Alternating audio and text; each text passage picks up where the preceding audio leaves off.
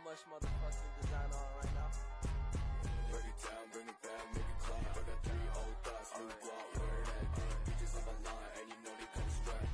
Bahas adalah yang pertama, definisi senyawa lignan, neolignan, dan lignin. Yang kedua, jalur biosintesa senyawa tersebut. Yang ketiga, klasifikasi senyawa tersebut. Yang keempat, senyawa-senyawa golongan tersebut yang sudah berhasil diisolasi. Yang kelima, aktivitas biologis yang telah dilaporkan. Baiklah, kita langsung masuk ke pembahasan yang pertama, yaitu tentang definisi senyawa lignan, neolignan, dan lignin. Yang pertama, senyawa lignan. Lignan merupakan metabolit sekunder dari tumbuh-tumbuhan dan termasuk kelompok fitoestrogen. Lignan merupakan hasil dari pengikatan dua monoglinol di posisi karbon nomor 88 aksen. Contoh dari monoglinol adalah coniferyl alkohol. Yang kedua, senyawa neolignan merupakan oligomer dari monoglinol yang terbentuk dari ikatan selain 88 aksen. Yang ketiga, senyawa lignin. Senyawa lignin berbeda dengan lignan dan neolignan. Lignin adalah bentuk polimer dari monoglinol. Senyawa lignan dan neolignan dibedakan berdasarkan posisi ikatan monoglinol dan poliglinol lainnya. Senyawa lignan adalah hasil pengikatan dua monoglinol di posisi karbon nomor 8. Sedangkan senyawa lignan adalah dimer atau oligomer yang terbentuk dari ikatan selain nomor 8. Selanjutnya, yang akan dibahas adalah monomer dari lignan, di mana ada 3 yang paling utama. Yang pertama, para-kumaryl alkohol. Strukturnya seperti ini. Yang kedua, coniferyl alkohol. Senyawanya seperti ini. Yang ketiga, sinapil alkohol. Strukturnya seperti ini. Kita masuk ke pembahasan yang kedua, yaitu jalur biosintesa senyawa lignan, neolignan, dan lignin. Pertama, senyawa lignan. Biosintesa lignan dimulai dari dua molekul coniferyl alkohol yang saling berikatan, yang menghasilkan pino atau resinol. Dengan bantuan NADPH, enzim pinoresinol lakrisinol reduktase akan menghasilkan seko. Selanjutnya, seko akan diubah menjadi matai dengan bantuan enzim sekoistrolakrisinol dehidrogenase.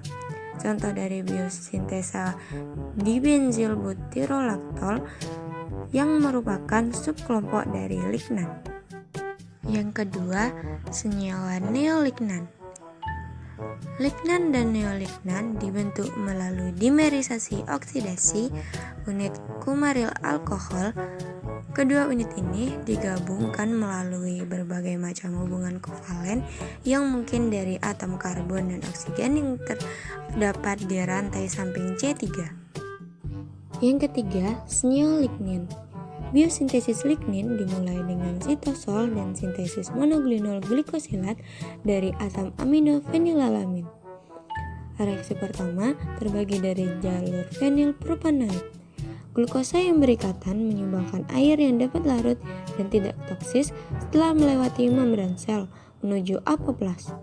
Glukosa dihilangkan dan polimerisasi. Tahap polimerisasi, yakni pemasangan radikal bebas, dikatalisis oleh enzim oksidatif. Baiklah, pembahasan yang ketiga adalah klasifikasi senyawa lignan, neolignan, dan lignin. Lignan diklasifikasikan menjadi 8 subkelompok.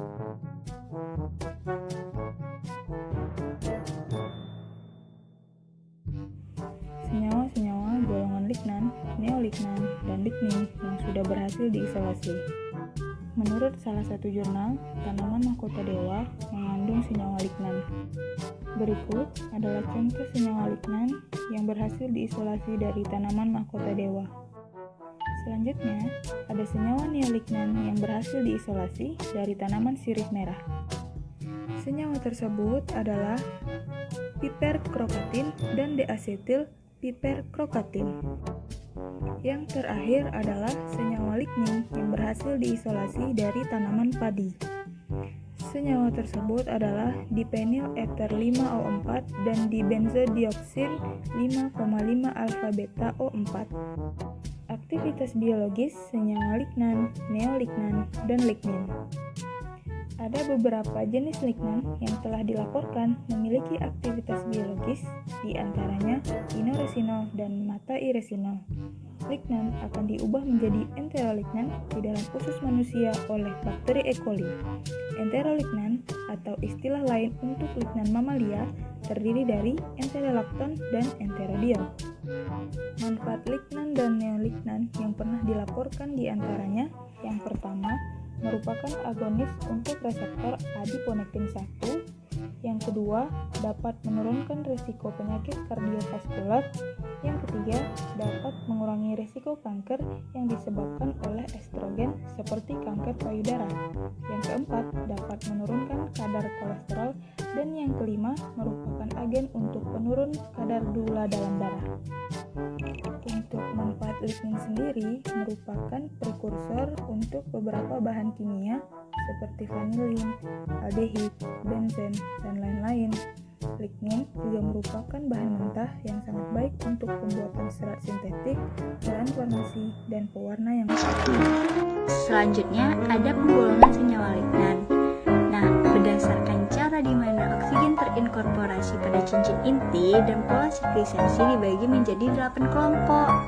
Yang pertama ada furfuran, yang kedua ada furan, yang ketiga dibenzylbutan, yang keempat dibenzylbutyrolakton, yang kelima aryl tetralin, yang keenam aryl naftalen, yang ketujuh dibenzosiklooktadien, dan yang kedelapan dibenzylbutyrolakton.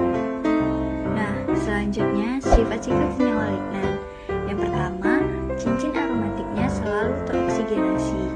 Yang kedua, lignan alam mengandung satu atau lebih atom karbon asimetrik dan aktif optik.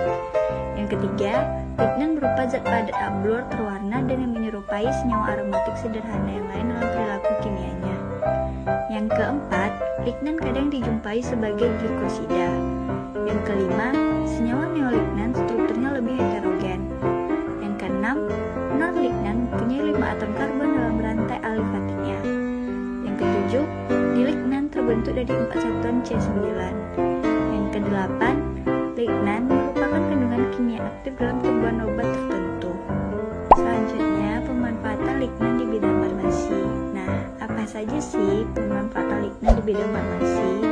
Nah, yang pertama itu, pada tanaman, resin yang diperoleh dari akar Podophyllum cordatum telah lama digunakan sebagai obat bisul.